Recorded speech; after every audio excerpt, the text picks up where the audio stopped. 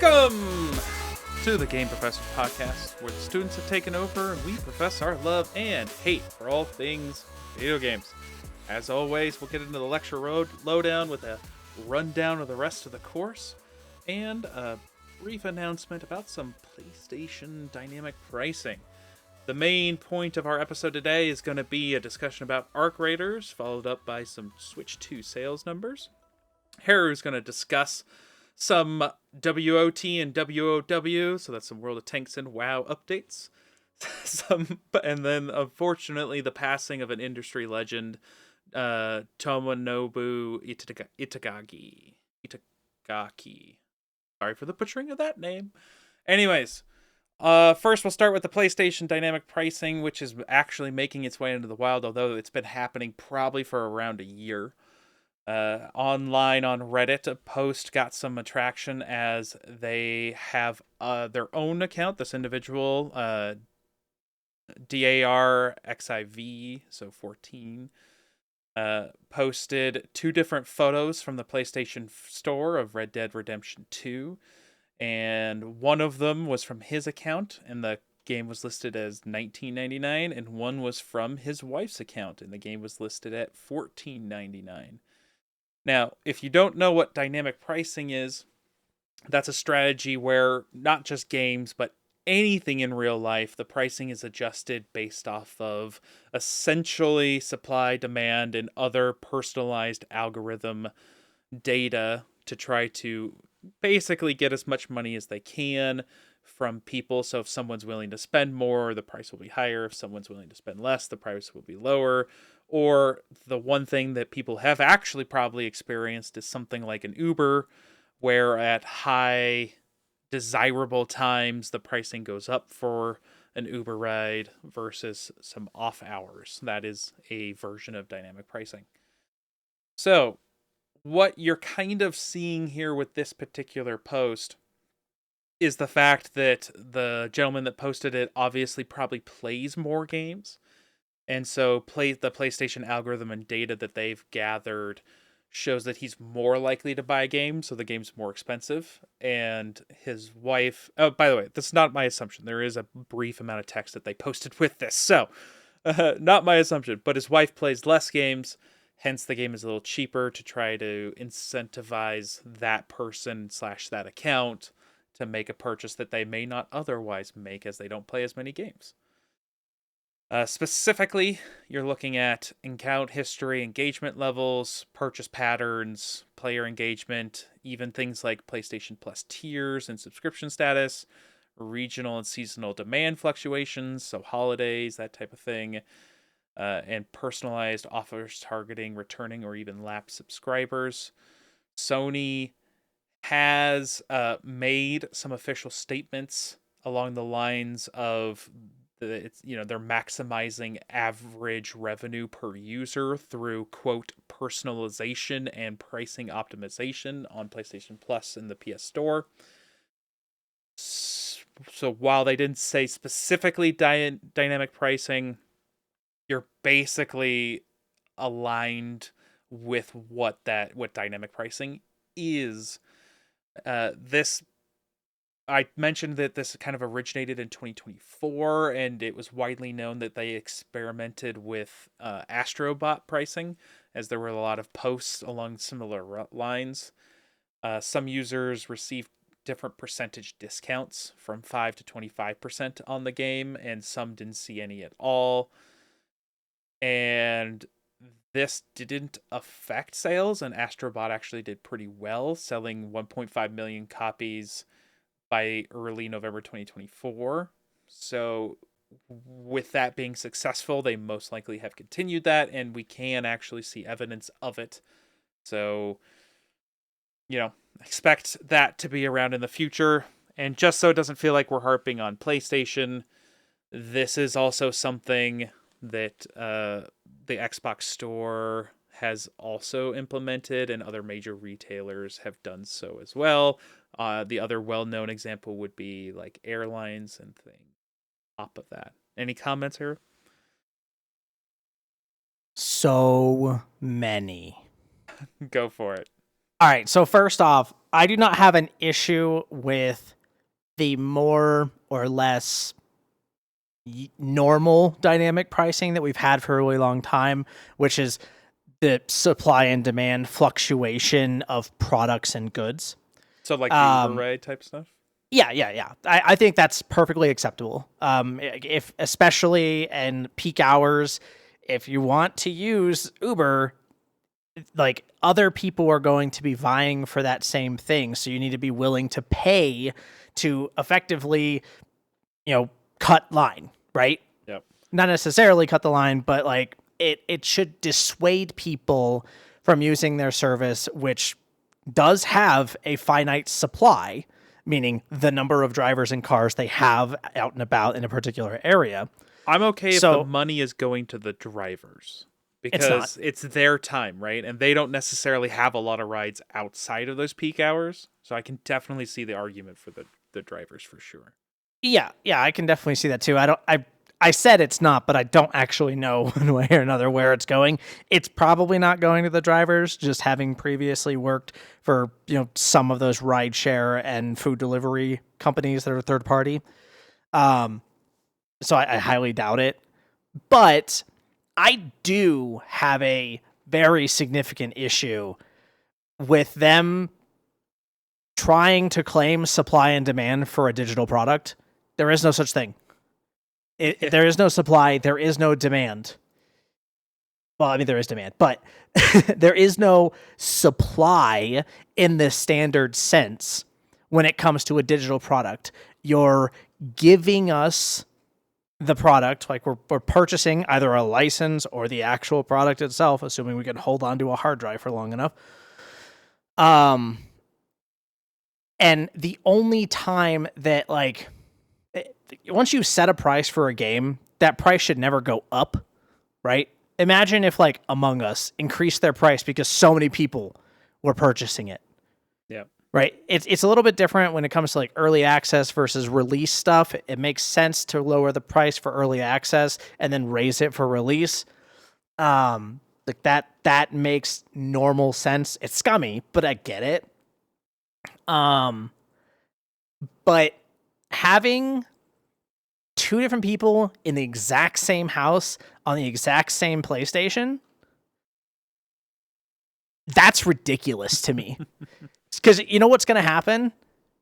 Like, if someone really wanted to bypass all this crap, they're just going to be like, okay, well, every single game I make, I'm going to make a new account. Like, every single game I purchase, I'm just going to purchase on a new account. I don't feel like for $5 people will. Some will. Probably not. Probably not. But I think the fact of the matter is, this should be straight illegal. So here's where I come from. Okay. Just an FYI to backtrack it. I did look it up, and at least on a quick search, it looks like Uber does take home most of the money, which sucks. Yeah, it doesn't negate the fact that, like, understanding supply and demand, we understand price increases at high, traffic hours should be a thing, but should go to the drivers. Anyways, moving past that, here's what I'll say about it for games. I don't have a problem with there being an extra incentive discount for people who don't purchase a lot of games or who don't play a lot of games, for them to try to sell their game.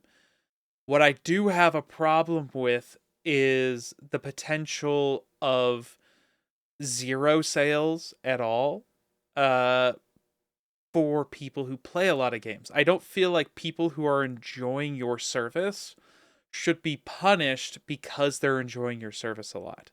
That's where I have a problem. So if you were talking about, like, hey, this game is on sale and it's on sale for everybody, and we're gonna maybe add an extra 5% to that sale for someone who doesn't buy a lot of games as an incentive to buy this particular game, I wouldn't necessarily be against that. But again, it was mentioned in Astrobot that some people saw zero discounts for Astrobot, and I don't think people should be punished for wanting to play your games. So let me devil's advocate you for a second.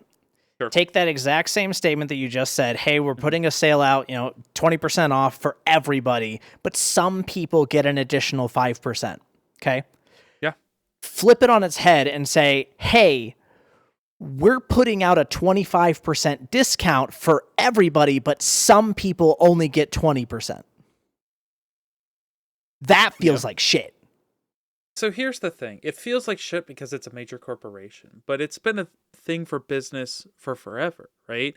Like going into a store and again, not a corporate store, but any sort of stall or anything, and you can haggle with people. There are plenty of real life examples throughout history where people are getting different prices for things, right? Okay. I agree. Especially if you're trying to attract someone who isn't likely to purchase something. Sure. So give me the sales guy's number so I can haggle then. I, That's all I have to say. Look, if we wanted, I wouldn't be against it. I would be against it. I know. I wouldn't either. That would be so much fun. You know what? That would totally be a great content thing to do. Oh my god! Where people call to try to get sales from some poor hourly paid customer service rep at Sony. Oh, I mean, man. As a person who has worked for an extremely large telecommunications company, I can tell you right now, this is already a thing in that world. Oh, sure. People already call and say, I want a discount or I'm going to quit. Like, I'm going to cancel my service. And it happens all the time. Yeah, I bet you have. And like, they'll generally give it to you. The problem I have with this is that it is an algorithmic option. It gives the corporation more control, and they're using information that I personally don't believe they should have the right to. Like, you can have my purchase history, sure.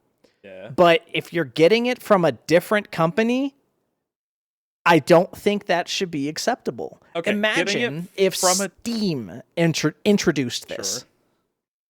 Yeah, but here's the thing. All my games have hours played on them on Steam. So Steam can see how much I'm playing and how much I'm buying. Yes, you're correct.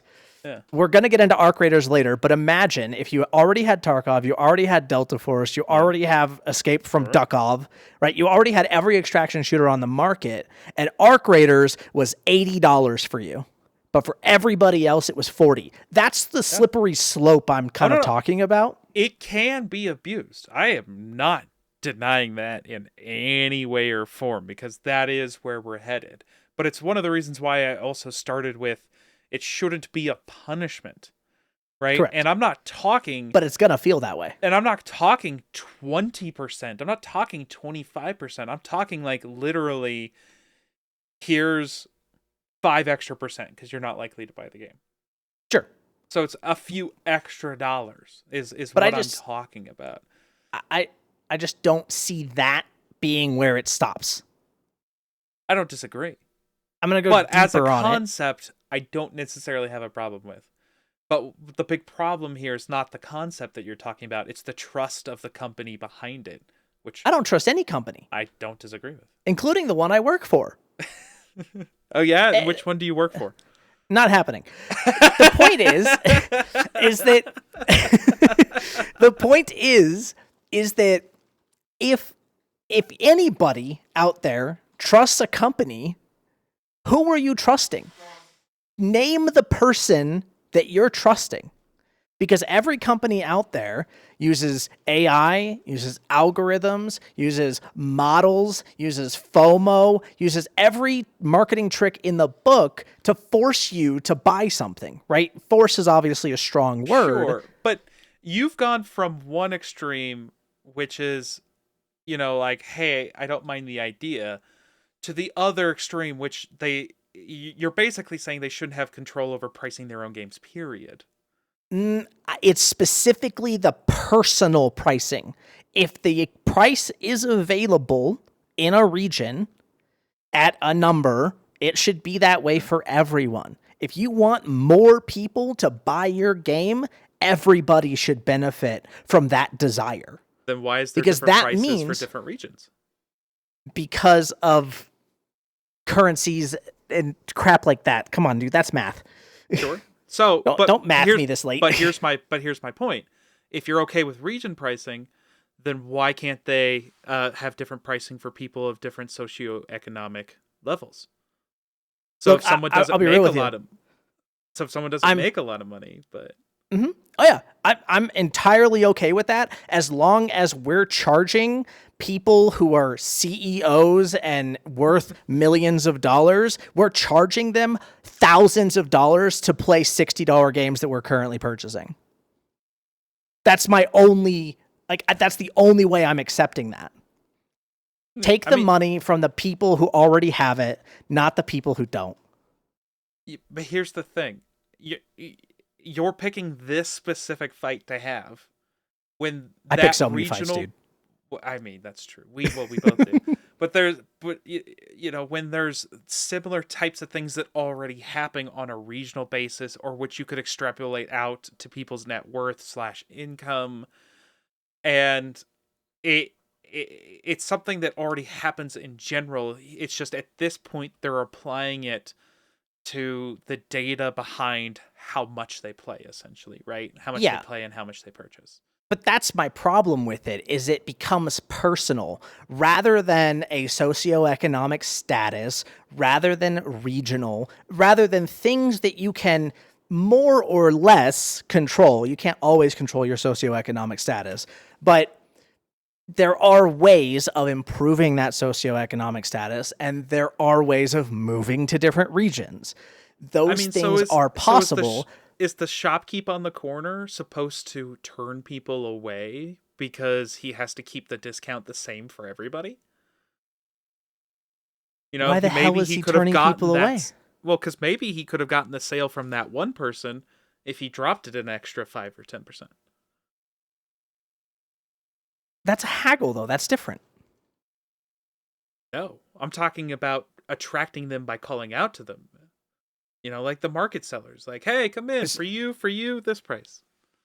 Okay, so you're saying making a snap judgment on an individual as a person Sure. and making that the decision for why you're reducing the price for that individual, right? Yeah. It's a person judging a person, not an algorithm or an AI judging a person. That's my problem. But again, one of the things I said is I don't have a problem with the idea. Right. And Yeah. I agree with you. I don't have a problem with the idea. Okay. The problem I have is really that it's not a person, it is a corporation or a conglomerate in some cases that is using algorithms and a ton of data that you don't really have a choice in whether or not they acquire of you, and using that to their advantage to potentially make more money off of you.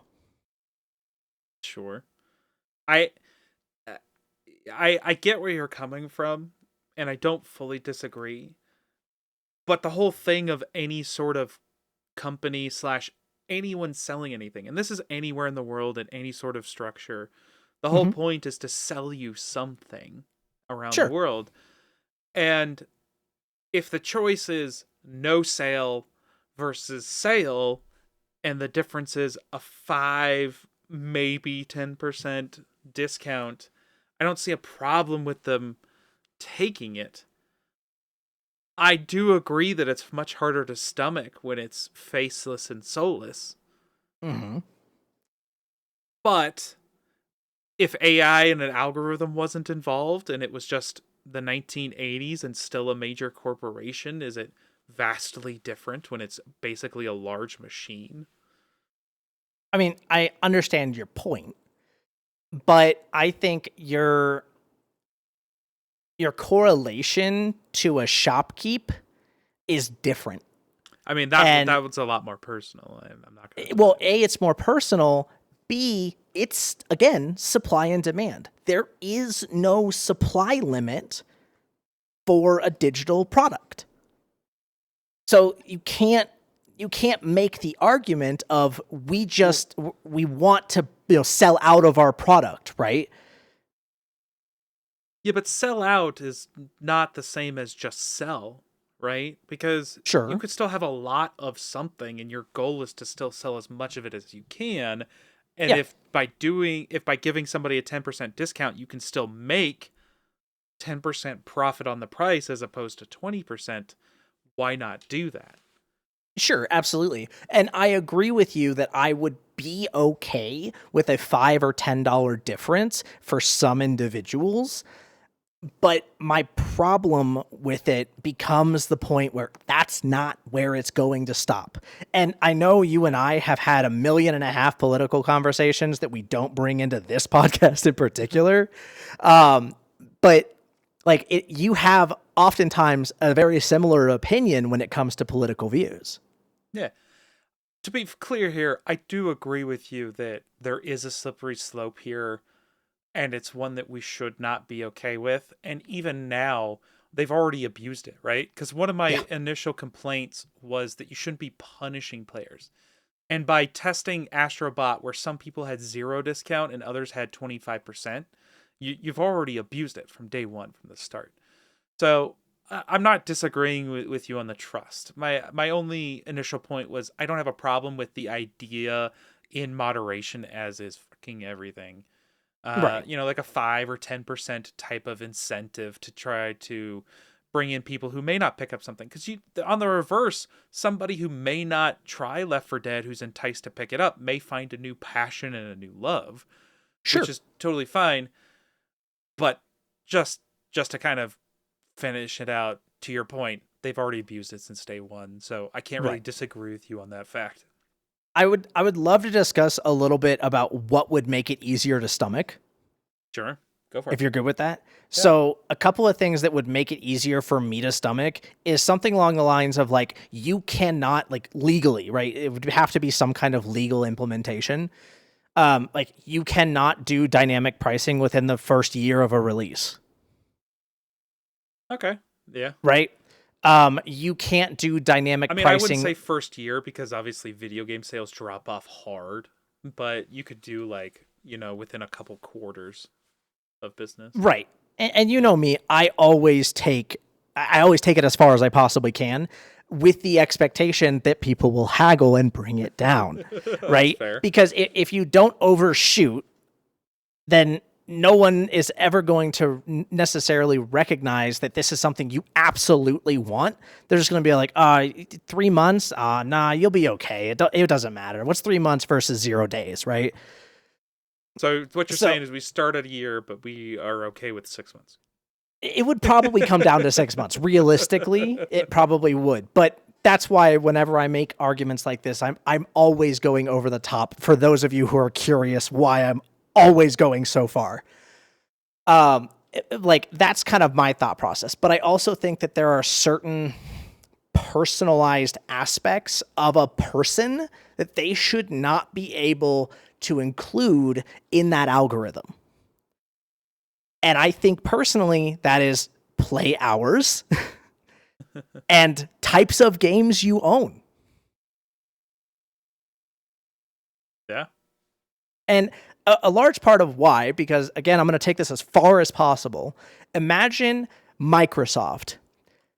They notice that a player has been subscribed to World of Warcraft since day one. Never dropped their subscription once, has always had the 6 month subscription since 2014, I think it was. Who knows?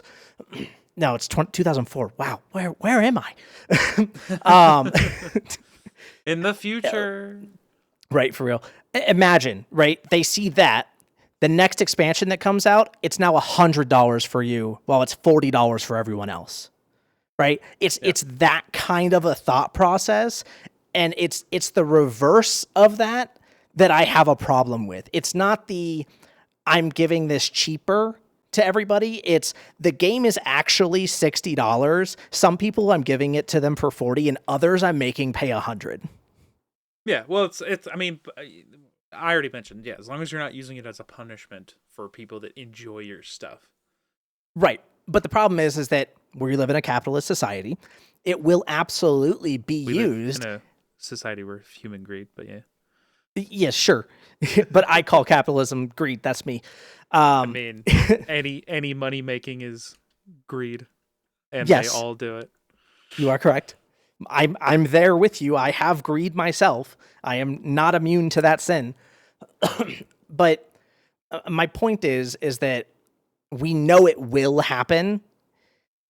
Our government moves slow enough that it will start punishing us before our government catches up. And that's my concern. I'm really, really opposed to this because they will have already destroyed the trust that people have in any of these companies well before anybody actually stops them from doing this. And then they'll just walk away or sell it. Here's the thing. Competition is always the remedy. Specifically in capitalism, when you're talking about capitalism and worrying about this in a capitalist economy. Very Competition is always the remedy to this type of stuff, right? Because if Sony abuses it, if there's an alternative, people can just go to that one. Sure. And I think one of the problems that we've already seen is the potential exit, maybe not this generation, maybe not next generation, but the generation after, of Xbox. And if there's an exit and Sony is left as the sole hardcore gamer console, then your alternatives are the Switch, which is specifically a unique console that does what it does well and doesn't do anything else well, and PC, which is a much more wide variety type of thing that's a lot harder for people to get into. Not everybody, I'm a PC gamer, but we have to admit that it's not the same ease of use as a console. Mm-hmm. So you're left with no lateral movements as an alternative, which is why everyone who is a Sony fan or an Xbox fan should pray that they both stick around and are healthy, or else we will have a problem. For sure. And I agree with you that, and we can probably move on after this, but I agree with you that competition does absolutely make the world go round, especially in capitalistic societies. However, the problem is that there are these corporations, conglomerates that have so much money that if you make a startup and you are intentionally trying to compete with, say, Microsoft, right? Mm-hmm. Or even PlayStation, if we want to go a little smaller. Like, if you're trying to compete with them, who in their right mind is going to say no when PlayStation, Sony, or Microsoft come in and say, hey, we'll give you $100 million right now to just give us your company? Who's going to say no to that? But it still breaks down to competition, right? It's still the base of the thing here is competition, right? But it can't what be you're competition. talking about is the lack of competition. Is that your concern here? Is when they get bought up? Yes, yeah, but that's because they have so much money already that they can just buy out their competition. Sure. Amazon has done it a million times. But again, it doesn't matter. The point is that it's competition is the thing that keeps things healthy. You're getting into a discussion about how we keep the competition, which is a whole different long discussion to have. But the source is still competition is healthy. Make sure we keep competition around. I agree. So, all right. Well, I think that's enough discussion on pricing and corporate policy. Which maybe this should have just gone into business and econ rather than a quick announcement section. It is what it is. So we're going to get into the meat and potatoes of this particular course with arc raiders and lab work. All right, we're moving into lab work where we analyze a recent release and talking about how well it did, and if we've played it, how much we've enjoyed it.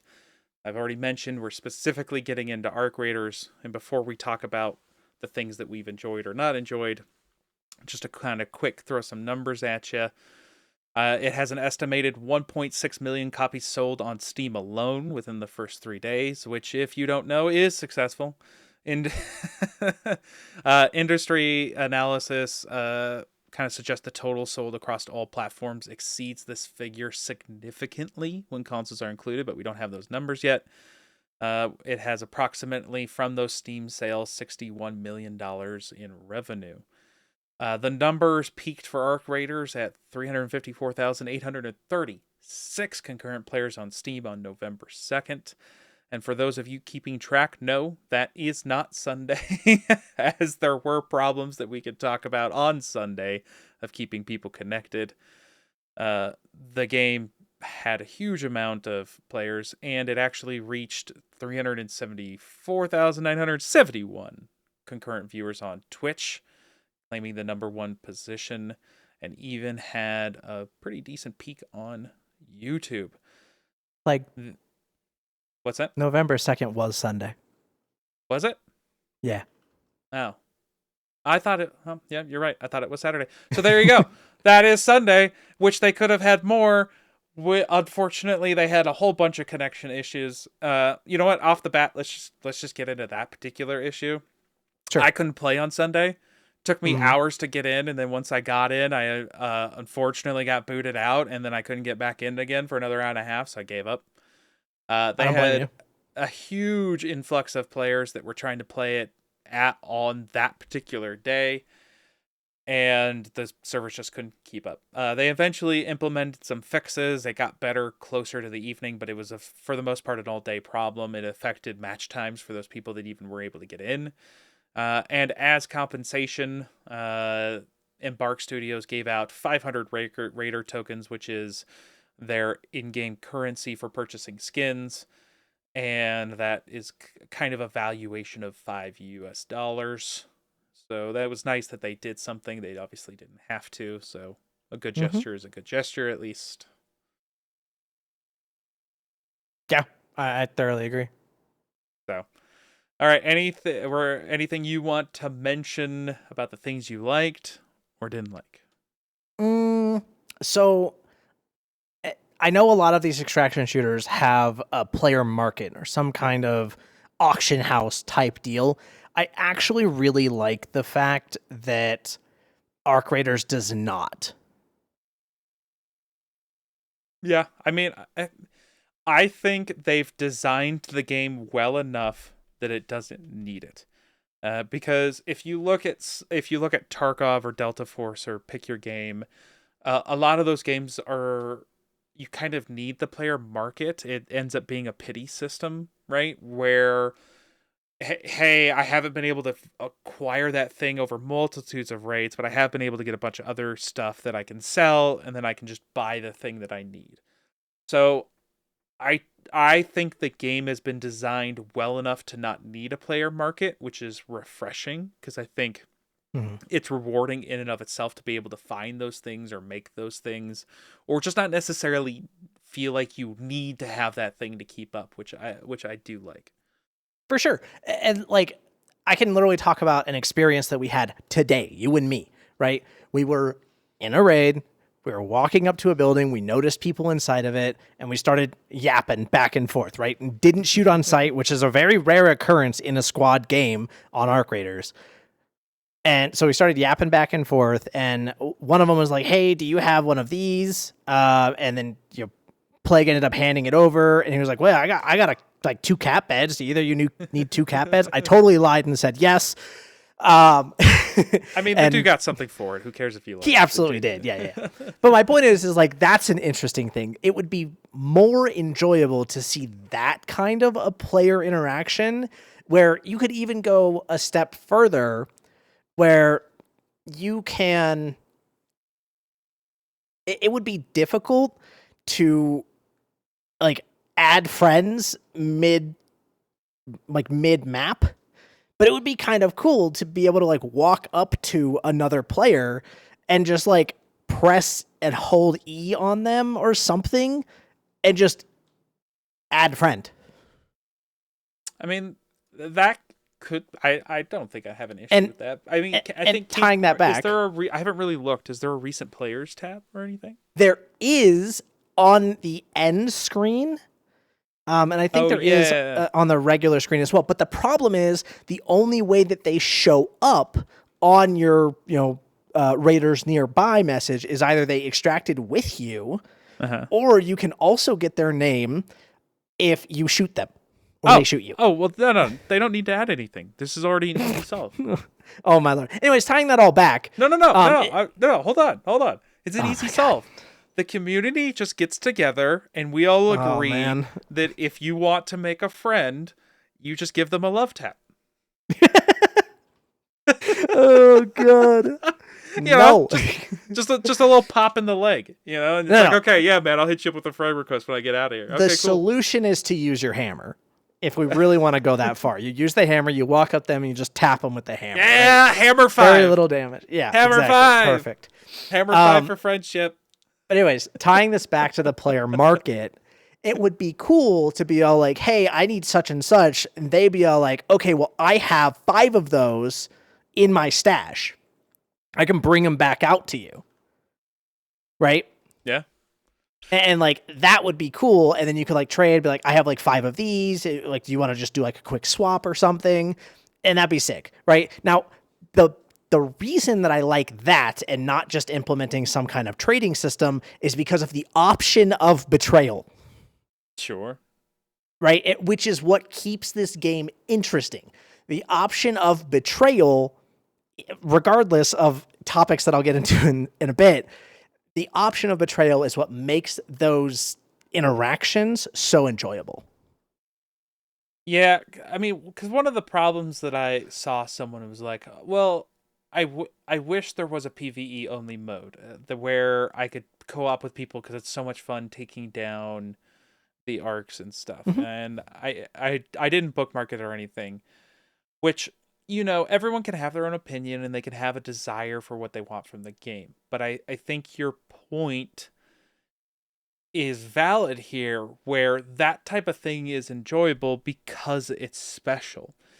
If it was forced co-op where there was no chance of betrayal, then you would expect teams to show up and help you kill things. It wouldn't be a unique experience that you can talk about where it's like, oh, we were struggling, we were about to go down, and this other team came up and helped us out, and we killed it and looted it together and then went our separate ways or extracted together, because it's a unique experience. If you remove the option, it loses what makes it special. You're not wrong. So I agree with you on that point. I know you and I originally talked about Proxy Chat, because I, in general, am not a fan of Proxy Chat, but what are your opinions on it first? I've never had a problem with it, especially because most games allow you to turn it on or off, whether or not you want to hear it. So as long as the option is there, which, just like having the option for voice chat, which every game should have, because you should be able to go, I don't want to hear anybody, I just want to go play. You should be able to make that choice, especially because it's the freaking internet. So I love the option exists because it's everything. It's everything from getting people to work together to trolling to fun or interesting things. I mean, I've seen plenty of videos where people beg for their life and the person pulls them up. I mean, I saw a video of a streamer that won a PvP battle and the guy said, hey, good job, you won, but I had nothing. And the guy's like, well, you didn't have anything. And so he used a defibrillator, picked him up, and he said, well, go get some shit and I'll find you. Go get some shit and I'll find you. And he sent him on his way, which is a hilarious moment, That is a hilarious moment, absolutely. So, and none of that would be doable without Proxy Chat. The silent and tacit agreements of trying to leave together could maybe happen with the crouching and the wiggling and all that kind of stuff. But you wouldn't have the massive amounts of social interaction that you're seeing from this game on social media without the Proxy Chat. Yeah, you're definitely correct on that. And I was very hesitant on Proxy Chat in general because other games that have Proxy Chat or have any kind of like voice chat where you can communicate back and forth with the enemy tends to be very toxic. Right? We can bring up Call of Duty. We can bring up Tarkov because it's the closest representation that Arc Raiders has in that genre. It's incredibly toxic. I've seen very few streamers be able to actually like communicate with other people. Like obviously they can talk shit back and forth, but I've seen very few streamers actually get any kind of friendly interactions. And we're talking including really big streamers where they start talking and people automatically recognize their voice. Yep. Right? Yeah, you're not wrong. And like even those individuals aren't getting the types of friendly interactions that we do in ARC Raiders. That's why I find it so interesting. Now, on the other hand, I don't think that would be nearly as possible if everyone queued into the same matchmaking system. For those who don't know, ARC will prioritize solos to queue with other solos in the map. So running into a squad as solos is very rare. I saw it on a stream literally today, and I was like, wow, that's cringe. Basically, the streamer that I was watching shot this guy, absolutely murdered him, but couldn't find any other two players, right? And so they start talking. They're like, wait. I have a question for you. Did you queue solo? And did you fill your squad, or did you just queue solo? He did. He queued solo. It's a rare occurrence, but it can happen. He queued into a squad lobby, probably because it needed more people. But I don't necessarily have a problem with. Sure. I do think it should be heavily weighted, which it is. It is. I don't have a problem, though, with the danger being there that, okay, if I'm going in solo, there might be a small percentage I get in a squad game, because I think that is part of the extraction shooter experience of don't quite know what you're getting. So, I do think it should be weighted. It shouldn't happen consistently. Yep. I'm okay with it happening occasionally. I do think that the reverse should never happen. A squad should never get dropped into a solo lobby. That's fair. Because like 3-man squad in that game with the speed of like time to kill in that game, a 3-man squad will just delete every single person on that map. Yep. Well, and it's a lot harder for them to get picked off, right? Because it's not like necessarily a team of 3 can third party them. It would just be like a potential single solo trying to third party a team of 3, which would not go over well. Right, exactly. Or a bunch of solo players who happen to group up.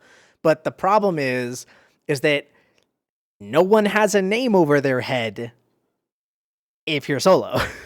So people that you think are your friends could be the enemy. And there's no way to differentiate that besides skins. And there's not that many skins in there.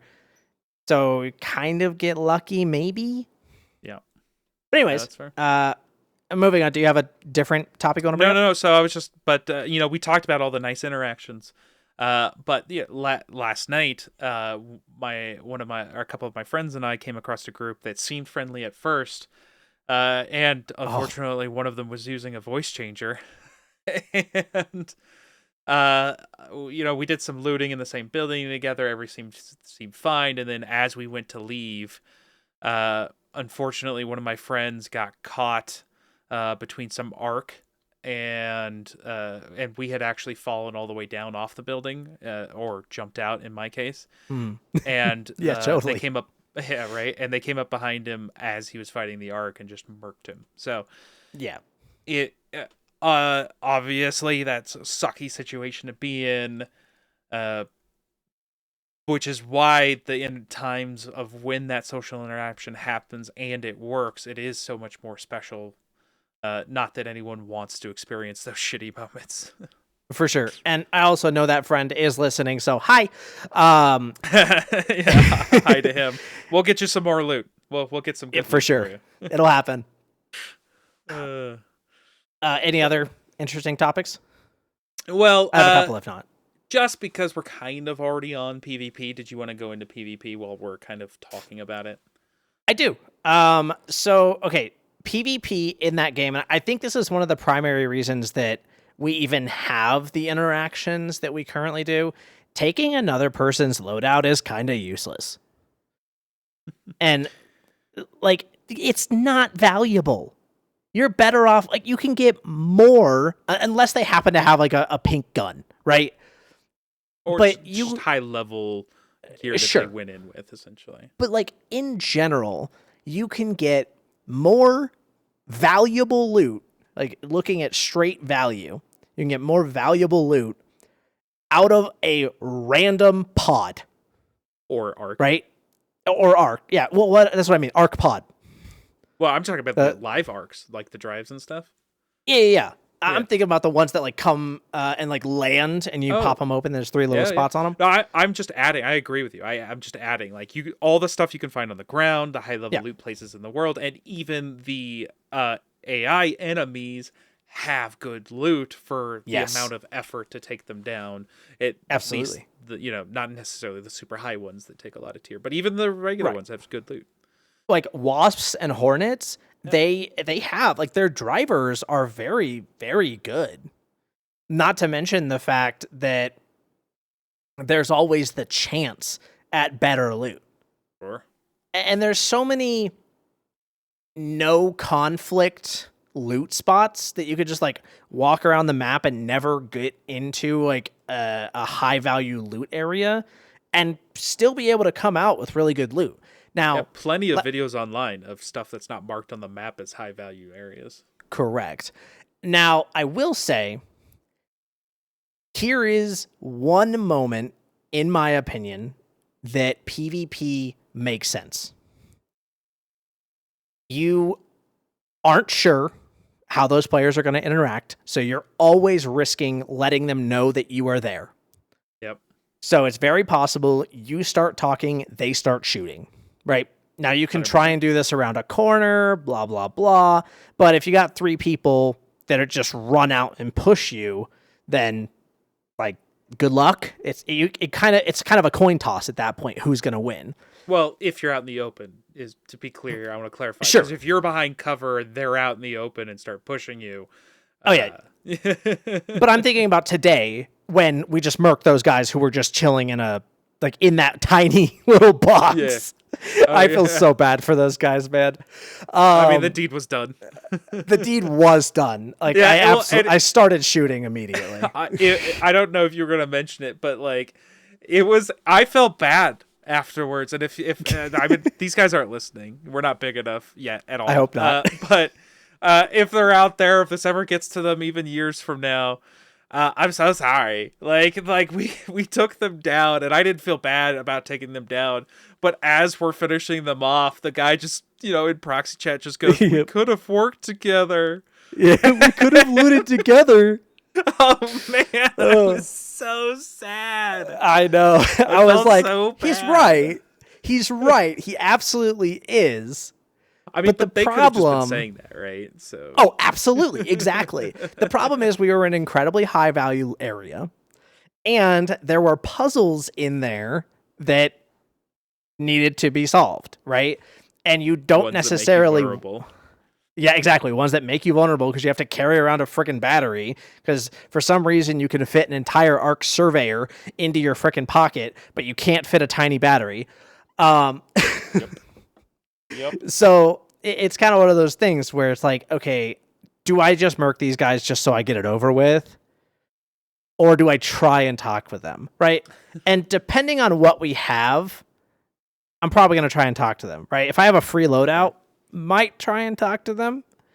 If I have I'm good from shit, a position where I could easily defend myself, I am willing to talk to them.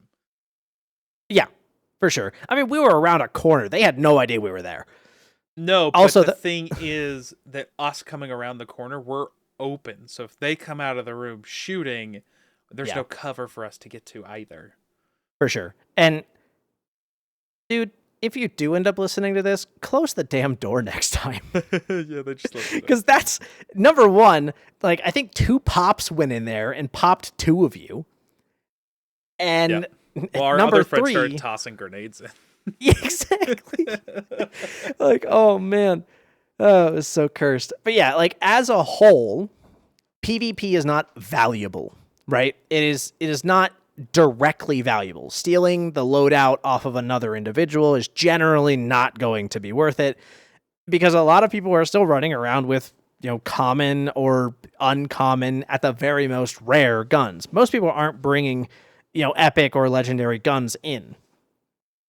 when PvP is valuable is if you come across somebody who has done a lot of looting and you can essentially take all the non-gear items that they've looted. Correct. Now, one thing I will say, the one time that PvP does become valuable is when you see a team actively fighting a Rocketeer, a Bastion, a Bombardier, the Queen, pick one, right? Because you know they came in, this was their purpose, they came in geared. Yep. And that is the worst fucking feeling ever.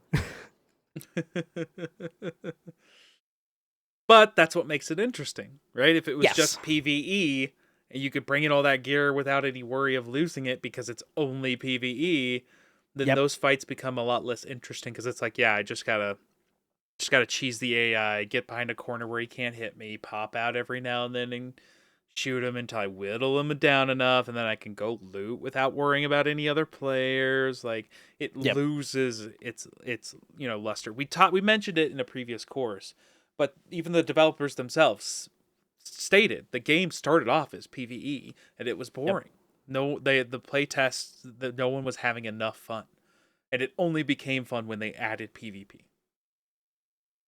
Yeah. So, yeah, I think that we've praised the game enough at this point.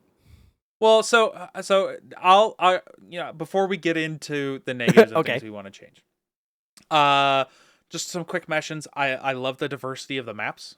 I feel like all the maps they have feel very unique in what they offer. Absolutely. So I love that because there are plenty of times where stuff's copy and paste or just gray and versions of gray. So I do love that. I think a lot of the weapons have very distinct, unique feeling amongst themselves and within the game themselves. So the style of how the weapons operate in the game have a nice, unique feel to them. They feel they feel like they have a substance to it, and I do enjoy that. I think movement, it has a unique feeling to it as well for this game, especially with the third-person perspective. You can view your character, you can see what's happening. The stamina bar, I feel, is fair, and it's not just an arcadey feel to it, and it's not a super realistic feel to it where I'm constantly annoyed at it. True. So, I those things I love. To touch on a couple of those, I agree, and in particular, I feel like the balance of weapons is incredibly good outside of the hairpin. And there are a few outliers, right? The hairpin is absolute dog water. The Venator is crazy good. There is a rifle that can one tap you if you only have a green shield. Like little things like that. But otherwise, like, weapon balance is very good. Like, I don't really feel at a disadvantage if I'm running around with a Stitcher or a Kettle or a Rattler, sometimes a Rattler, but and then, like, you touched on the design and the diversity of maps and locations, in particular level design. And I'm not even talking like the whole map. I'm talking about when you get into firefights. Assuming they don't end instantaneously and you have the chance to hide in a building and start healing and blah, blah, blah, there is generally, unless you put yourself in a corner, there is generally a way for you to, like, get out of that situation and, like, try and flank them, try and get above them, try and get below them, all kinds of things. And that really is interesting to me. No, I definitely agree with you. I think one of the things that I always worry about is verticality being obnoxious. So obviously the person with the high ground is always going to have an advantage, but there are plenty of games or maps, around the industry where it's the end all be all, where if you're up high, you win everything, right? Nobody can touch you. And I feel like enough of these maps, to your point, are designed well enough that, you may get caught out, but most of the time there's a piece of cover for you to duck behind. Given, like, maybe a couple dodge rolls, which and I think is good. In a lot of locations, like even like generally when we're just playing and like running out in the open, it may not be amazing cover, but it's something, right? Yep. Even if it's just a pillar or a container or a tiny rock that I can crouch behind or something like that, there is usually something within the area. Now, the problem comes down to when you're in a squad and you're against another squad and 3 people just 1, 2, 3 pop and you're dead, right? that kind of sucks. Like I said, the time to kill in this game is what it is. Like, it's not. Oh, 100%. Oh, absolutely. I thoroughly agree. And yeah, like it's very interesting because if they don't just one tap you, then all of a sudden you can draw out these fights incredibly long, which I like. It is that initial like time to kill where you just get jumped on and you just can't do anything about it. Yep. But yeah, that's going to be a thing in any extraction shooter for sure. So I agree with you. I think those are some fantastic things. One last good thing to mention, I think this is a good thing on your list, is the AI enemies, I think, are designed very well. Yes. I love the diversity of them. I hate the Hornet, dude. That thing could actually just never exist and I'd be fine with it. You hate it because it's obnoxious and difficult. I think the design of it is fine because it's meant to be annoying. It's meant to be deadly in groups. Yes, it absolutely is. I think it wouldn't be nearly as frustrating if its front propellers weren't armored. Yeah, but I don't fear wasps for that reason. So like, right. I think they need the armors because they are slightly more formidable. Also, Embark, can you check the aimbot on those things? Because like sometimes those Hornets, like we shoot the back propeller, it's actively spinning through the frickin' air and lands a dart on you. It's insane. That's so freaking obnoxious. Really there's been a couple of times between you and I where you hit that propeller and you just turn away, and then all of a sudden you're stun locked. It's like, why? Yeah, exactly. It's wild. But yeah, no, the arcs are really interesting. We killed a leaper today, just like ad hoc. It was like 5 minutes left in the raid, and we're just like, this leaper is literally in our way. We tried to throw a lure grenade to get it out of our way, didn't work. So we just hid in a building and killed it. It took so many bullets. Yeah, well, and we ran out of grenades and everything, and at one point you had to grab a pod off of one of the smaller arc that we had killed. Yeah, throw at I don't even think that hit, by the way. It's just still laying on the map out there. No. I threw it. I just don't, and it activated, but I don't think it activated on it. I think I missed. Okay, is what I'm saying. Okay, that's fair. Yeah, but they're very interesting. They're deadly if not approached correctly or with the right gear. And I'll let Heru tell the story, but they are sometimes support that you can call in. Oh man. Yeah, that one's good. Okay, so quick story then, I guess, before we get into our minor complaints. Yeah, fair enough. There's a video out there. Look on the subreddit, you'll find it. It's literally on my name. So Plague and one of our other friends had already been downed. We were like kind of fighting another team. They somehow ended up behind us like 3 minutes after we spawned. It was really weird. I discovered afterwards that there's literally a path underneath us, which makes sense. So they ended up behind us, but Plague was above them. And so Plague is interacting with them. And did you like slip or what happened? No, I couldn't shoot through the railing. Like, I don't know what was going on, but it literally wouldn't let me shoot through the railing. So, like, the elevation was useless to me because all I could do was look at them. I don't know if I would have dropped into 3 players, but... Well, no, but at the time it was just one. That makes sense. Yeah, it was just the one person standing on the ledge. So I was like, okay, well, let me take out this guy, hoping that the others were, like, still below or anything. And as I dropped him, the other 2 came up. Yeah, that makes sense. Yeah. so like that happens. They end up killing Plague. They fully thirst him. So he's just completely down, and it's just me and the other friend. And we're sitting there. By the way, he did say we could call him Tiger. So. Oh, okay, perfect. Then yeah, so it was me and Tiger there. And like we're kind of like crouched behind some stuff. Tiger goes down, I res him. And like when I say some stuff, I mean like some air conditioning units. Like that was the extent of it. It wasn't that much. So we're crouched behind it. Tiger goes down, I res him. I start kind of moving up because I hear noises. And I start trying to move up to them.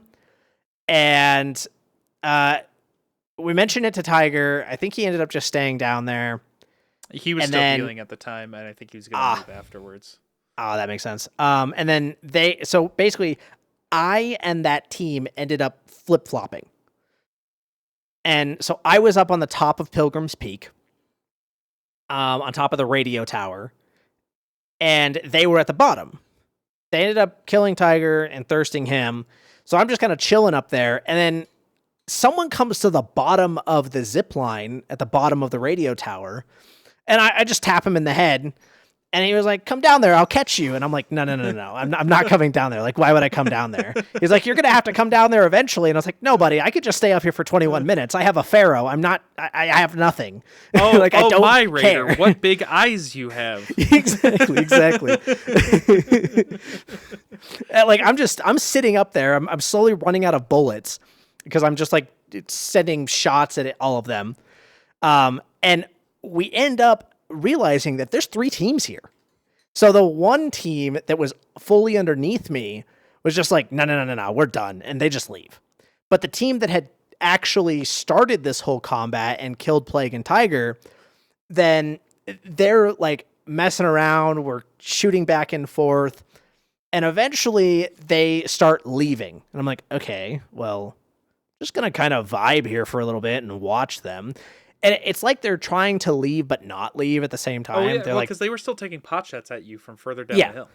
They definitely like were trying to bait me to leave.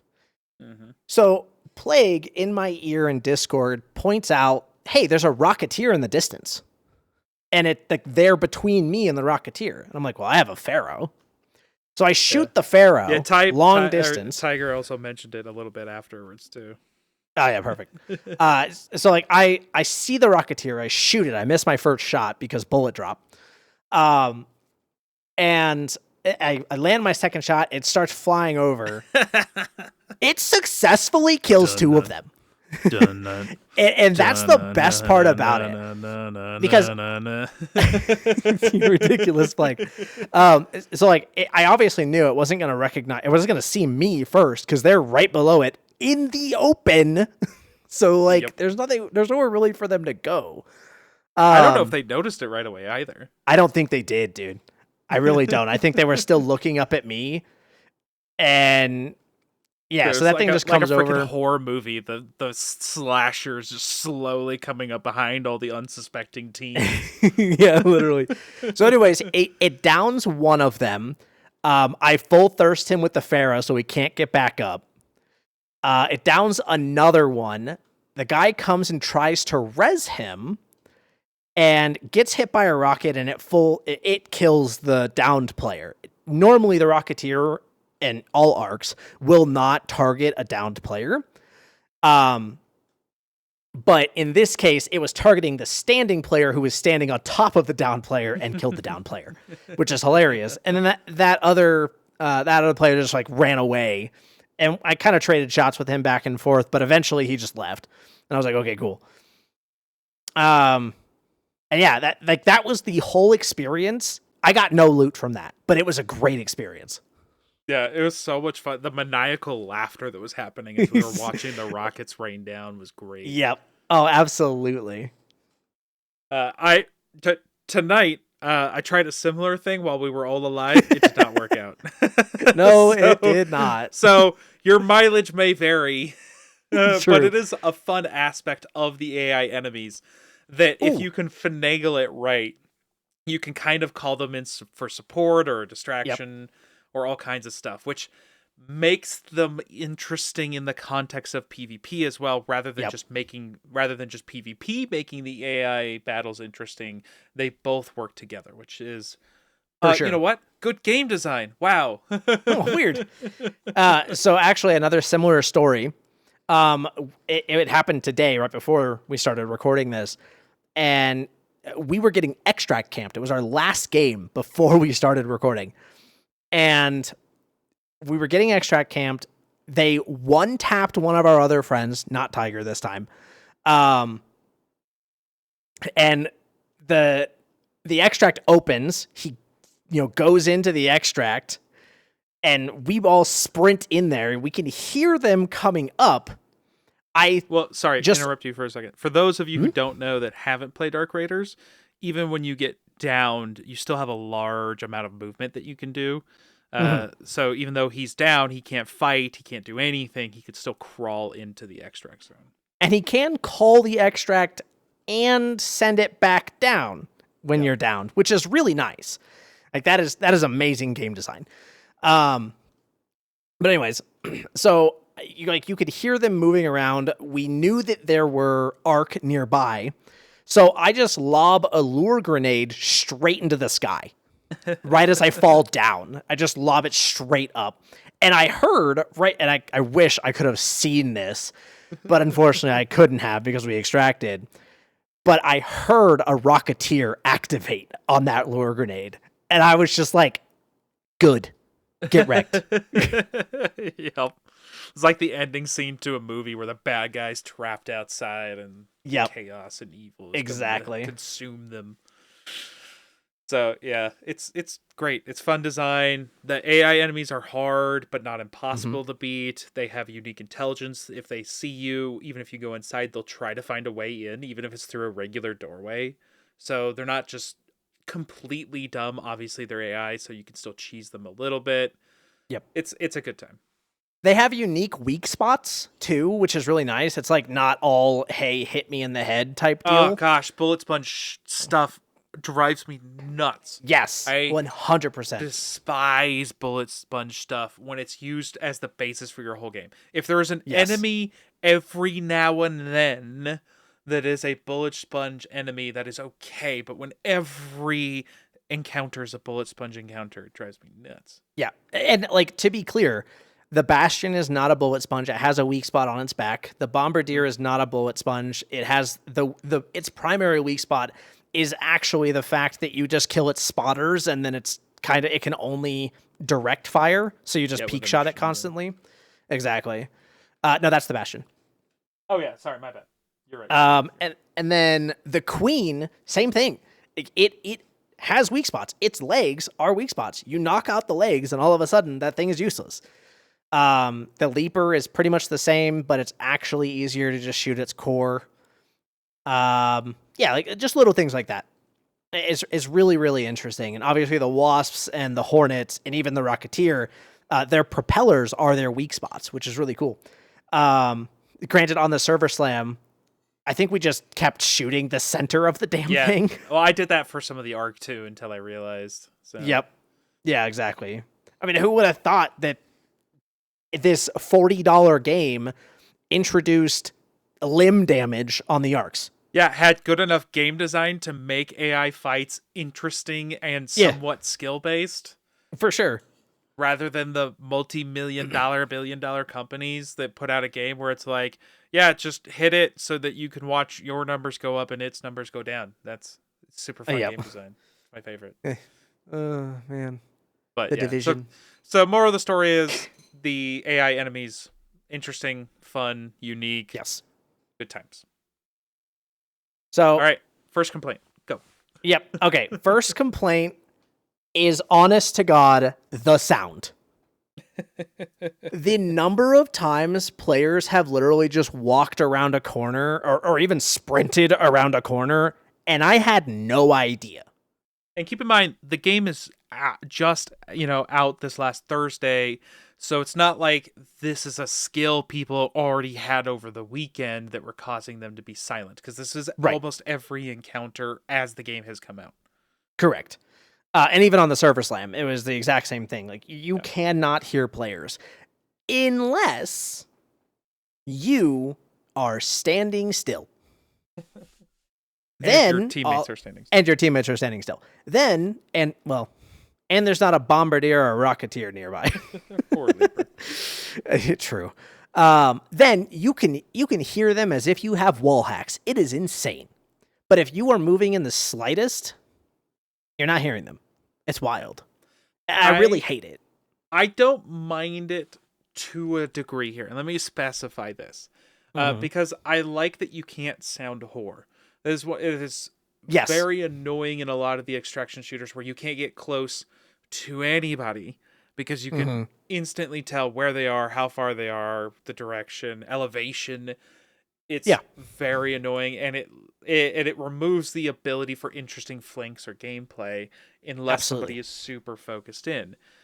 And it does make sense that if you were walking around and you were looting, you wouldn't be able to hear things. It's things, though, like if somebody is sprinting, that should be pretty loud and able to hear, especially if it's on the same floor, right? Like, I get different floors, because even in your house, if you're just lightly moving around, somebody on the top floor, especially if they're doing something, will probably not even realize that you're moving around.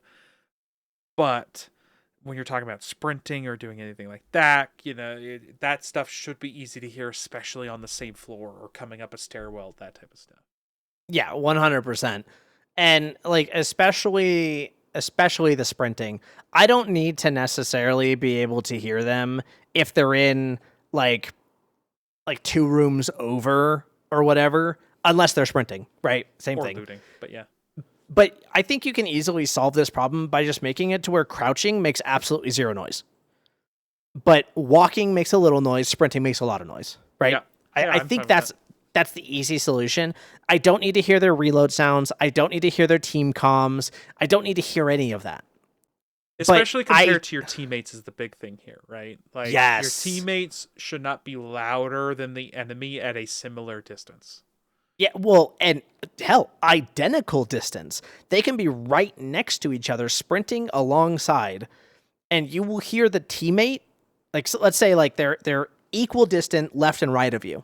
Yeah. You will hear the teammate on your left, and the person on your right will be silent. At least comparatively. Like comparatively near silent.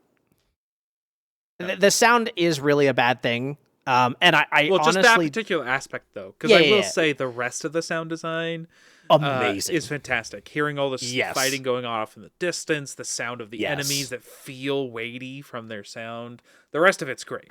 The jump scares of walking through a metal detector. Oh my god, or just hearing the freaking tick and knowing it's somewhere. I know.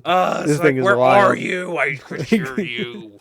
Exactly. You just like spinning around in circles, staring at the ceiling. Yep. But yeah, like that is the one aspect of their sound that I think is terrible. And I honestly believe that a large part of that stems from the fact that it was originally designed as a PvE game, and that just never got corrected. Yeah, that's fair. And I don't know if that's true. That's just my assumption. Yeah, I think that's fair. But I think we get the point. We'd like that fixed. It's not game breaking, but it's annoying. Yes, for sure. Do you have any? I mean, we've both talked about this, so this is kind of both of us. I wish specific resources were trackable, rather than just tracking resources based off of a blueprint, item creation, or weapon workbench upgrade. Yep. So it would just be nice if it's like something where you're like, oh yeah, that's a really good value, or I know that I like to use this particular thing, and I don't really need to track the rest of the resources. It's just the one version that's much harder to get amongst the list of resources for an item. Mm-hmm. So that would be nice to track specific resources. Yeah. Well, that, and I would love to track specific resources and never have it remove that track, because there are certain things that like I never ever want to not pick up. Arc circuitry, batteries, right? Things like that. But I think that also comes along the lines, if I can personally mark it, it shouldn't go away because it's not something I can upgrade out of. Correct. Yeah. One of my other complaints is really just the third person aspect. I know Plague doesn't necessarily share this complaint at all. But for me, I really hate like the jiggle peeking aspect. I absolutely hate the third person peeking around corners. I think it really removes the level of immersion that this game really could have. And I think there are some exceptions. I think that it would be fine if you like could have third person in certain scenarios, but I wonder how this game would play if it was in first person. So here's what I would say about third person, because I do think a lot of people don't like it. I think the game fundamentally changes if you go to first person. True. I think the ability to look around at Ark while you're moving is something that becomes a lot more obnoxious in first person as you're running around trying to do stuff, look at stuff. I think it would heavily affect the social aspect that we talked about earlier the most. That's a fair point. I think if you're locked into first person and you can't necessarily talk to somebody around a corner and see what they're doing, I think it fundamentally changes there, especially when you have to peek and have your weapon focused on them, because if you're exposing yourself to see them, you better be ready for a fight. I also think it would become a lot more twitchy too.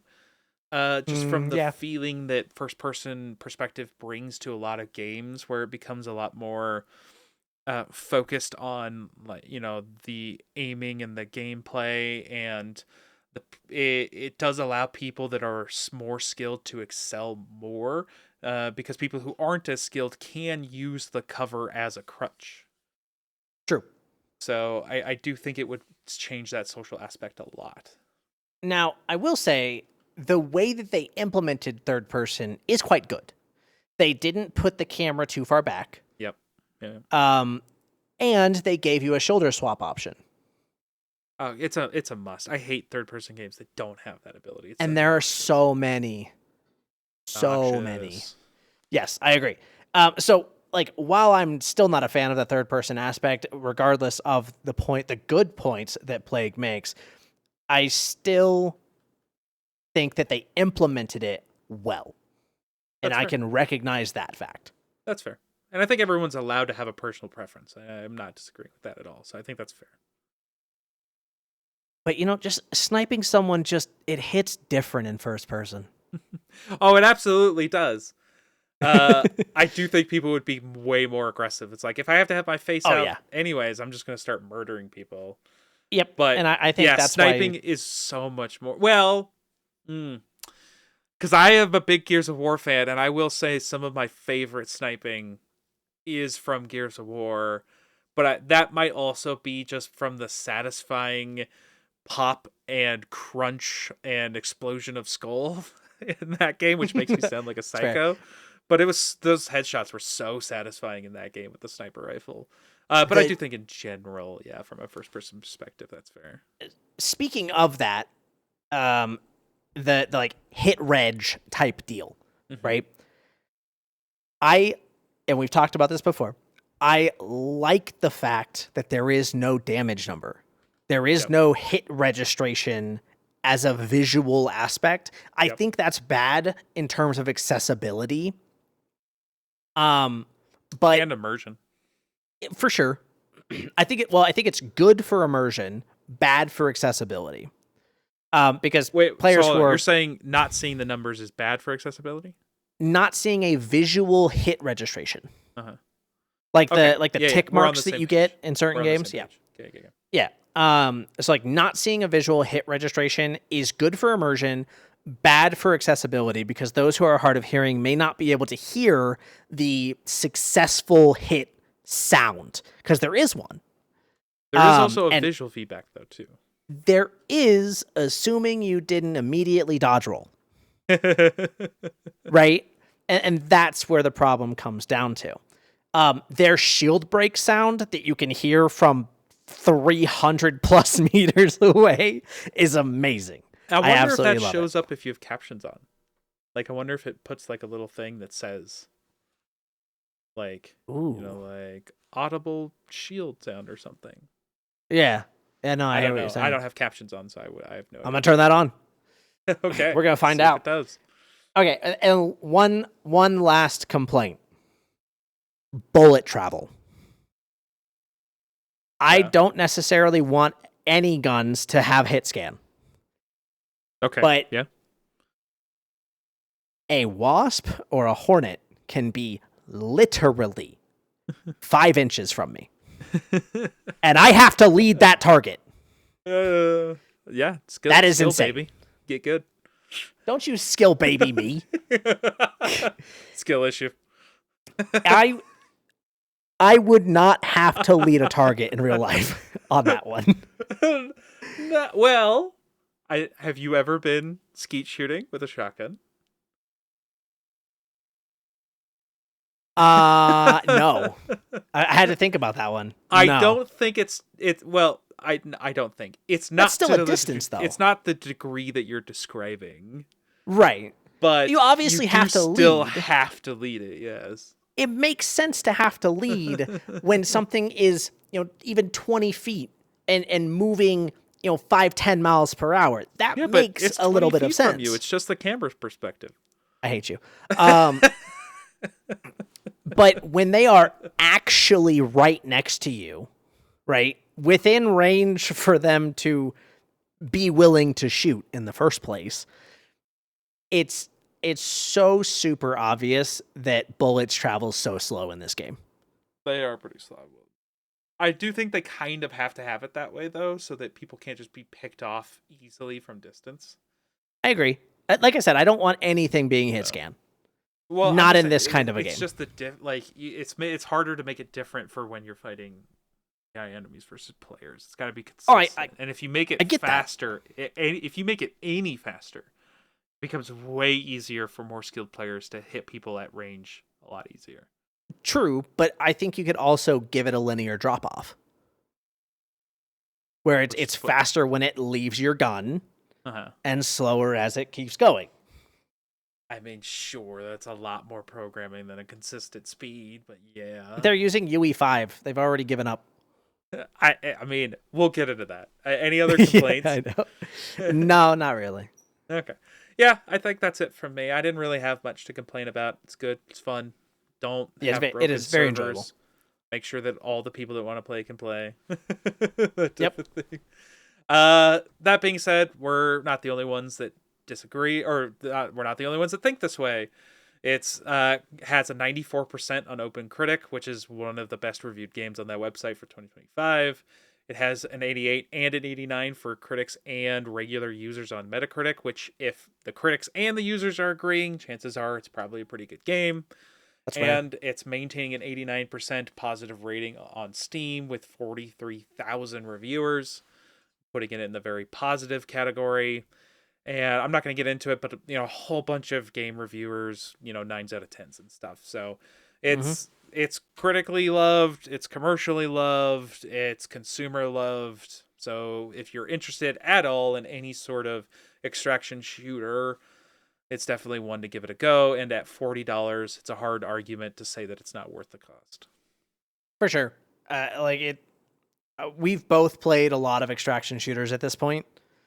Yep. All the way from The Division, all the way to Arc Raiders, and everything in between outside of Escape from Tarkov, I guess. I do think The Division could take a lot of good cues from this.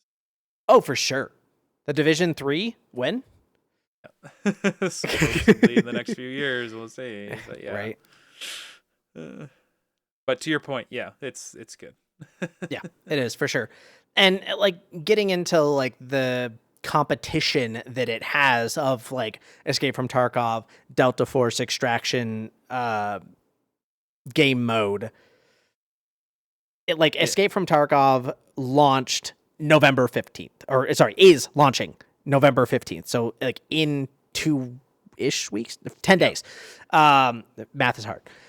So it's absolutely in a weird spot because Escape from Tarkov is about ready to go into a wipe, which actually the fact that it's about to go into a wipe is probably a really good thing for Arc Raiders. Because that You're means not that wrong. everybody is already at the very end of their wipe cycle and they're just kind of sick of it. Yep. They might be Because able to everyone's pull just people away permanently. exactly, and that would be the hope. And either way, even if they don't, they already got their $40. So get wrecked. So with Tarkov exiting the beta and going into full launch, it's probably going to cause some players to go back, of course, because obviously that's a first-person shooter. It's a lot more twitchy, like we were talking about earlier, and it probably does have a larger player base, if a significantly more toxic one. Now, there are a lot of analysts that are anticipating an increase to Tarkov's marketing leading up to its launch. So we'll probably start seeing some of that within like the next 3 or so days. And, it might attract some Arc Raider players who like Arc Raiders is their first one, but they're like, maybe it's a little too arcadey. And to be honest, sure, it's possible, but Tarkov is so punishing that I hate it. Yeah, it's very punishing. It's brutal. I mean that super not realistic, but the super survival aspect of it with like the specific sort of limb damage, thirst, health, all that kind of stuff it's just not my bag. But I get why people love it, so not knocking Yeah. on it. There's so many little aspects of the game that I don't think really add to it. Namely, like loading your magazines mid raid. I don't think that really adds anything to the game personally. All it does is really cause this weirdness where you better hope you don't run out of bullets before the next guy, and then you're just sitting in a corner, freaking just pushing bullets into a magazine for the next 2.5 minutes or something like that. Yeah. It's not interesting. Their crafting system is obnoxious. Like, I don't need to spend 24 hours to craft one item. Delta Force has the same problem. And then I think it's changed now. I haven't watched a streamer in a while. I enjoy watching Tarkov. I hate playing it though. I haven't watched a streamer in a while regarding Tarkov, but originally you could not see like bullet statistics in any way, shape, or form. So there was just like bullets in the game. They had names, and that was the extent of it. And the only way the community got that information was through data mining. Yeah, and I'm like, that's just cringe.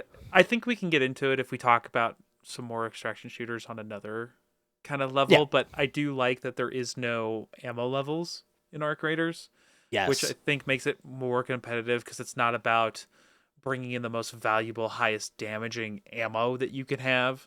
Obviously, better guns will, by their nature and features, do more damage. But I've never felt like there's no way for me to win a fight with my low level gun going up against a guy with better gear. He is more likely to win. That is the way it should be. But I've never felt like it's useless, right? I've never like, oh, yep, I don't have this ammo. I'm never going to get through his armor. He's going to kill me instantly. We're done.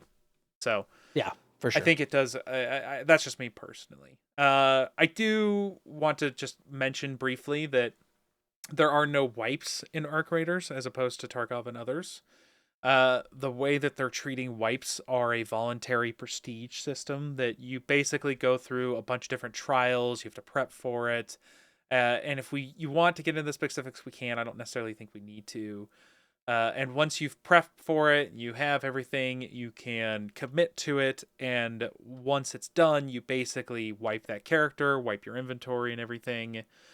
And you get extra base bonuses, meaning your next time around, you'll have a higher ceiling because of the base new bonuses that you have. Yeah, I think that was the one thing I really wanted to mention is there is an active incentive to do that prestige system. It includes permanent stash spaces. But one that you can choose or not choose, which I... Correct. Yeah, for sure. But yeah. Let's get into some post-launch content then. Yeah. So Embark Studios announced the roadmap for the remainder of 2025.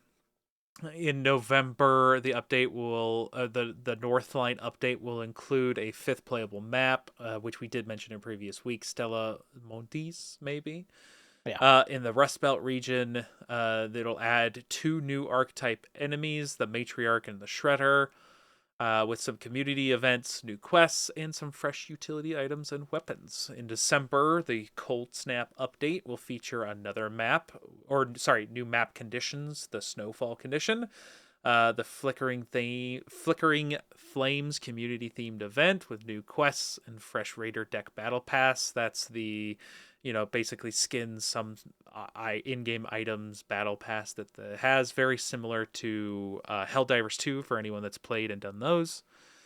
And that will have the first character reset departure window that we just mentioned in December.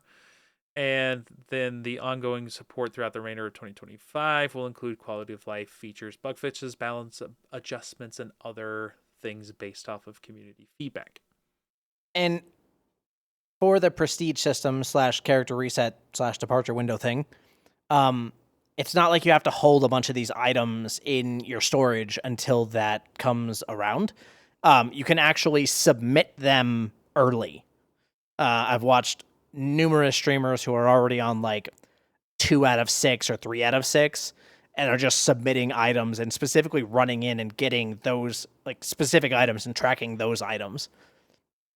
Yeah. Which is really nice because it means that you're not holding on to a bunch of those items. Or doing it all at the same time. Correct. Yeah, because like there's no way in hell I want to hold on to 150 arc alloy. Go away. Oh, can I start submitting that now? Yeah, I think so. As long as you're above level 20. I am, and I have so much arc alloy. Yeah. I should start doing that. Anyways, the game launched at a $40 base price, which is nice, and a $60 deluxe price that came with some of the in-game currency and some cosmetic skins. So it's nice that you don't need any of that. It's not competitive stuff, no pay to win stuff. $40 is your barrier to entry, which is kind of awesome for a game of this quality. Agreed. Let's see. Oh, sorry, did you have something? Oh no, I was just gonna continue on that line. Oh yeah, well if you have something to mention about that, great. Otherwise, I was going to get into kind of some of the more performance stuff. I just wanted to mention, because I see it in here in the notes, that I did not know it was originally announced as a free-to-play model. Yeah. I think that was before the PvP was added. So I think that was when they had just the AI enemies and there was a lot less put into the game. That's fair. So, but yes, it initially was before they expanded it. Yeah, let's get into some performance then. Yeah, and I don't want to dwell on this too much because we've already had the Borderlands discussion. But Arc Raiders is also on the Unreal Engine 5, so this is AA for the as much as we can get between two different games and or apples to apples comparison because it's on the same engine. It's runs so extremely well that even the Power Worlds developers are quoted as saying a new benchmark for UE5 game optimization, which I think is high praise from others in the industry. Even the main person himself, Bucky, said, I think Arc Raiders might be the most technically impressive game I've played all year. So, getting some high praise around the industry. It's got some very low minimum specs. I'm not going to get into specifics. You can go look at it. But it is very low barrier to entry, like all the way down to a 1050 Ti, which is great. And the highs that you get on modern cards with or without DLSS is fantastic. And the numbers are insane with DLSS 4. You're talking a 5070 on 1080p can get 400 frames. So, just again, for those who don't know, Borderlands 4 struggled at 1080p on a 5070 to get, like over 60 frames. So, like, there's no excuse. Like, the maps are massive. There's lots of particle effects. So, get get your stuff together, rest of the gaming industry. I'm also looking at you, Outer Worlds, that has a lot of reports of struggling on the higher settings on modern equipment. So that needs to be a focus of the industry when you have games like this that can optimize correctly and well. Everybody else has no excuse. Well, and like, it's not like the game is ugly either, right? No, it doesn't looks look good. like the graphics are old. It's not like putting off a bunch of things that could be added. The Rocketeer laser effect is insane. Like the number of lines and ray tracing and crap like that it has, and the effects from the rocket and the explosions and all of those things, those are all the things that you want, right? It's the things that give you that immersion, and it doesn't overload the PC. So if you haven't gone and to be clear, watched... he's talking about specifically the rays from that laser, not literally ray tracing. Yes, correct. Just to be clear. Sorry. You're good. If you haven't seen video gameplay of Arc Raiders, go look at it. You'll see it for yourself, especially with like a well-known streamer who has an incredible PC and an incredible setup, right? And preferably on YouTube, watch it at 2K. Yep. Yeah. Looks great. A lot of and again, there's lots of color in a lot of the maps too, so it's not just bland. The flares, especially on like night maps or in buildings that are dark, always look great as the flares go up. Like it's a good looking game with some really cool particle effects and everything on top of that. So definitely go give it a check out if you can. For sure. I was just gonna get into like some of the lower end stuff that it can run on. Oh yeah, go for it. Yeah, so just to give people an idea, runs perfectly fine on handhelds, with potentially medium to high settings on PC handhelds, which that's wild. Yeah, that's crazy to me. Like even on the Ally X, the 17-watt power mode gets 35 to 40 FPS in open areas, which would be the more taxing area to be in. So that's the worst situation you could be in, and you're still getting a playable frame rate on a PC handheld on not bare minimum settings, which is wild to me. On top of that, it's also getting 85 to 90 FPS at 1080p on 660 Ti's as well.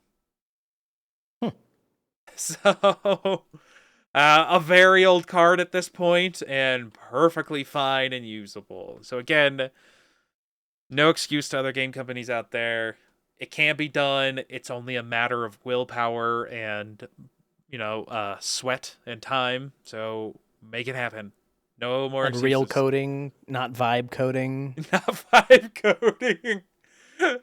Or not get better boars and buy a better card coding. Mm-hmm. Yeah. Premium game for premium gamers. Yep. Uh-huh. So basically, if you don't have a modern system, I wouldn't worry too much as long as you're within the minimums, which you can go look up. Don't be afraid to pick up this game. It'll run fine on your computer. For sure. All right. Any other mentions for Arc Raiders? If you do decide to give it a try, use your microphone. Real talk. People in this game are great, especially in solos. Use your microphone, communicate with people, try and work with other people. If they don't want to work with you, just kill them. Or run away. That's an option or run. as well. Yeah, for sure. Definitely. All right. Well, that ends that segment, and we'll move on to some quick business and econ now. All right, business and econ, where we kind of do some more industry-focused stuff, usually on the numbers or movers and shakers on the company level. So we have some Switch 2 sales numbers that have come out. As of September 30th, the Switch 2 has become the fastest-selling console in history, with 10.36 million units sold as of that time period. It was reached in just 4 months following the release on June 5th, and it outpaces every previous console generation. Keep in mind that the Switch had stock issues, the first Switch, Otherwise, I am sure it would have probably exceeded this, but people could not get their hands on it if that's what you're thinking of. How could it outsell the first Switch? That being said, just to give you some comparison numbers, the PlayStation 5, 7.8 million units, the 4, 7.5, and the original Switch, as I said, with stock issues, 4.7 million in that time period. So, crazy big numbers. Everyone's shocked that it's successful. Obviously not. So, good on Nintendo, I guess. But I mean, when you have customers that enjoy a mediocre product, they enjoy it a lot. to be clear here, it does fill a spot in the marketplace, and a lot of the first party games they put out are quality. But Mm-hmm. yeah, everything else around it is extremely mediocre. Yeah. So, that being said, it's sold well across all the regions. I don't feel like we need to get the numbers. It's done so well that they're actually changing their forecast for their projection of units sold up to 19 million from 15 million. And the original Switch also has some historic milestones, despite the Switch 2 being out. As of that September 30th time period, the Switch has actually sold 154.01 million units in its lifetime, putting it just 10,000 units behind the Nintendo DS. So, Nintendo, when they hit big.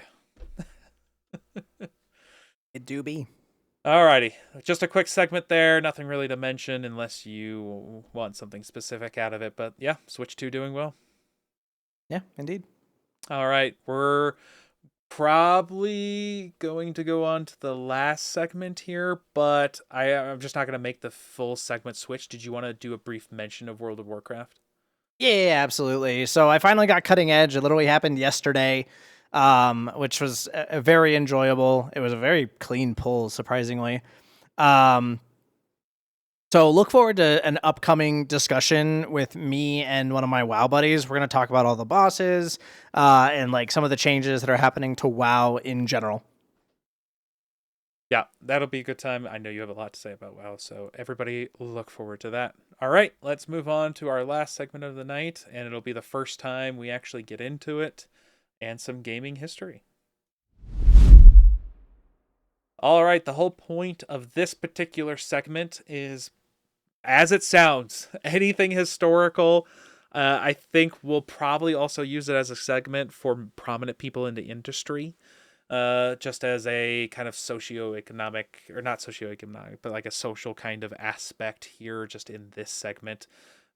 So, what I want to get into specifically for this one today is we did lose a legend in the gaming industry. I mentioned him in the lecture Lowdown, but Tomonobu Itagaki passed away on October 16th. He was born in 1966. He died at the age of 58.